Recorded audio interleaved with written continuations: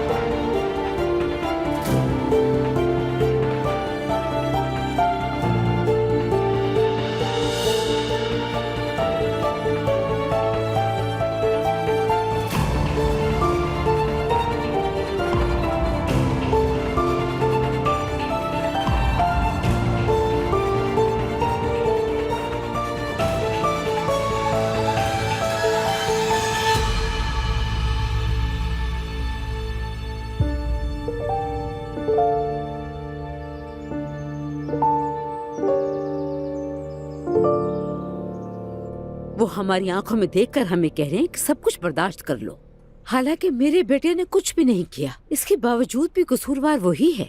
असलान को बचाने के लिए हमारे पास कोई और रास्ता नहीं है, हमें उनकी बात माननी ही होगी। असलान ने भी कबूल कर लिया है, वो जेल जाने से बेहतर समझता है कि सब बर्दाश्त कर ले। एक बार बच्चा हो जाए फिर कुछ सोचते हैं। मतलब वो अस्पताल से निकल के हमारे घर आएगी? मरियम बेगम, क्या तुम ये चाहती हो कि तुम्हारा बेटा जिंदगी भर जेल में सड़ता रहे? मैं ऐसा नहीं चाहती, क्योंकि मेरे बेटे ने ऐसा कुछ भी नहीं किया। तो पहले उस लड़की को शिकायत वापस लेने दो। वो औरत कहाँ है? कौन? मासूम मत बनो, तुम्हें पता है। मरियम बेगम, मैं उस बारे में बात नहीं करना चाहता और न झगड़ा चाहता हूँ तुमसे। सब कुछ खत्म हो चुका। कैसे खत्म? कुछ भी खत्म नहीं हुआ। तुम्हें जो कहना है कहो। हमारा जो रिश्ता था वो खत्म हो चुका। और एक बात अच्छी तरह से जान लो, तुम सच्चाई जानता हूँ मैं। तुमने जो इल्जाम लगाया था कि एलिफ ने तुम्हें सीढ़ियों से धक्का दिया है, वो झूठा था। इससे फर्क नहीं पड़ता। मैं तुम्हारे 3 बच्चों की माँ हूँ अब्दुल्ला। एलिफ भी मेरे बच्चे की माँ बनने वाली है। मैं अब से एलिफ के साथ ही रहूंगा, सुन लो। ये क्या फालतू बातें कर रहे हो अब्दुल्ला? चाहे ये तलाक का केस कई सालों तक चलता रहे, ये मेरा आखिरी फैसला है। लेकिन मेरा नहीं है,